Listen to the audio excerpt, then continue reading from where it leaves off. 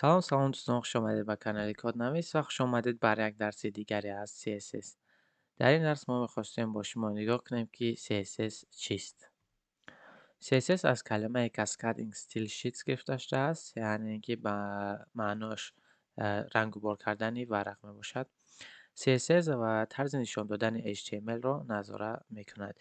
یعنی اینکه وقتی شما خواهید یگان متن را رنگ و بار کنید یا اینکه رزمرش را کلان کنید یا اینکه طرز جایگذاری‌اش را در هر جا گذارید، CSS به شما یاری می‌رساند و شاید در بعضی جای‌ها شما ببینید که CSS 3 نوشته شده. CSS 3 اساساً همین CSS میباشد، فقط یک چند فرقیت کوچک داره. CSS 3 یک چند رنگ‌های علاوه نظر به CSS دارد در خودش و یک چند فونکسیون برای انیماسیون کردن اضافی داره. اساساً یک چیز میباشند. برای همون در زمان ما اساساً CSS 3 استفاده برده شده است و دستگیری‌های گوناگون از طرف براوزر به CSS می‌شود.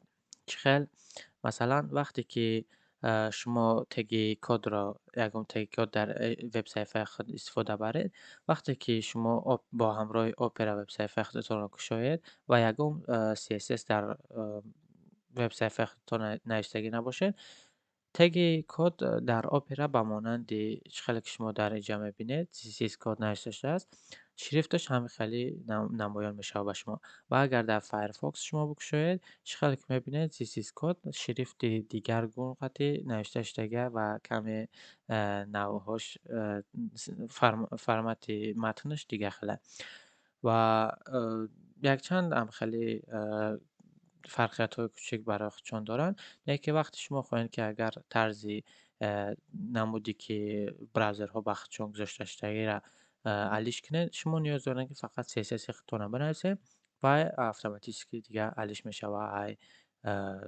در وب صفحه شما. و اکنون ما میخواهیم با شما بریم یک وب صفحه را گرفته نگاه کنیم که تاثیر CSS در همین وب صفحه چه خیلی می باشد و اگر که CSS نباشد چه خیلی ما همون وب صفحه را میبینیم. در این جمع سایت گیتلاب اکس شدگیم برای شما و میخوام نشان بدم که اگر همین CSS همین سایت نباشه ما چه خیلی همین سایت هم میبینیم. در این جمع هم اگذارم کنم که F12 همه چقم وقتی که میام در قسم بارا element console source داره و قسم sourceش میام. قسم source پاپکای style sheets وقتی که میدارم ایال و همه چیزایی را که در اینجا نوشتگن همیو را ما اودالیت کردن میگیرم. هوم خیلی شما میبینید تغییرات وجه شده است. وقتی که تغییرات هم میکنم وقتی تغییرات کردیم حاضر نگاه میکنیم خیلی شما میبینید وب صفحه یگام استیل نداره، همه چی رو تا به تا نوشته شدگی. خیلی که سایت زیبا بود حاضر دیگه خیلی نیست.